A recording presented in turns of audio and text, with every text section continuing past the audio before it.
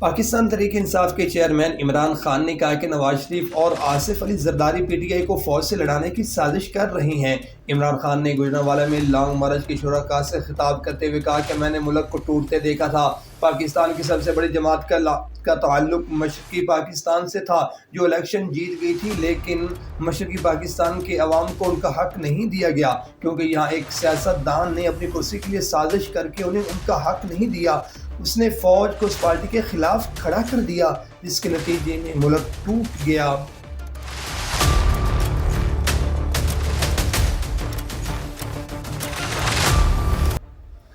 ملک خضر حسین کے والد اور ملک ذیشان رشید کے نانا کی وفات پر چیئرمین JAPSA صوبائی کا اظہار تعزیت۔ حاجی مقصود حسین مرحوم کے رسم قول میں معززین علاقہ کی خصوصی شرکت۔ درود و سلام کا خصوصی اہتمام۔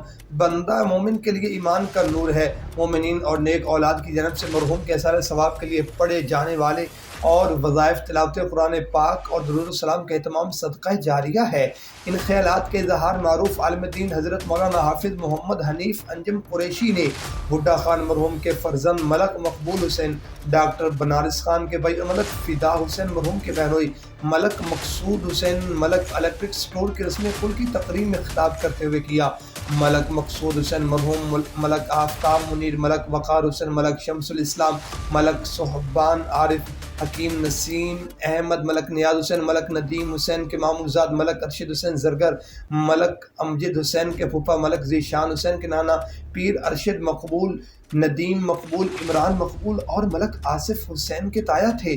رسم قل کی تقریب کا آغاز حافظ متولی خان کی تلاوت کلام پاک سے ہوا جبکہ نعت رسول صلی اللہ علیہ وسلم کی سارت معروف نعت خواں محمد سالم میروی کے حصے میں آئی۔ رسم قل کی تقریب میں مرحوم کے عزیز و اقرباء اور معززین علاقہ نے خصوصی شرکت کی۔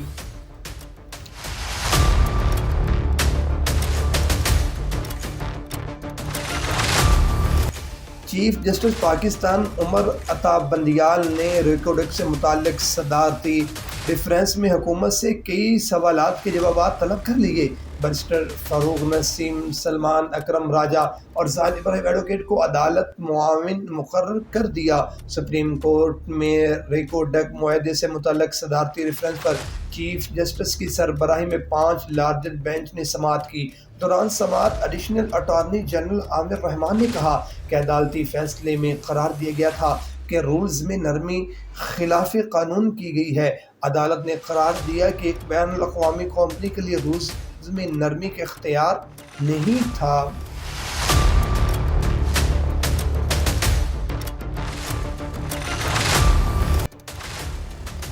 وزیر اعظم شہباز شریف چین کے دورے پر بیجنگ پہنچ گئے جہاں وہ چین کے صدر سے ملاقات کریں گے۔ سرکاری میڈیا کے مطابق وزیر اعظم شہباز شریف چین کے 2 روزہ سرکاری دورے پر بیجنگ پہنچے، ان کے ساتھ اعلیٰ حکام کا وفد بھی موجود ہے۔ بیجنگ ایئرپورٹ پر وزیر اعظم کا چینی حکام کی طرف سے پرتپاک استقبال کیا گیا۔ وزارت عظمیٰ کا منصب سنبھالنے کے بعد شہباز شریف کا چین کا یہ پہلا دورہ ہے جس کے دوران تجارت، معیشت، دیگر شعبوں میں تعاون کے کئی معاہدوں پر دستخط کا امکان ہے۔ شہباز شریف چین کی ریاستی کونسل کے وزیر اعظم لی گئی چیانگ کی دعوت پر یہ دورہ کر رہے ہیں۔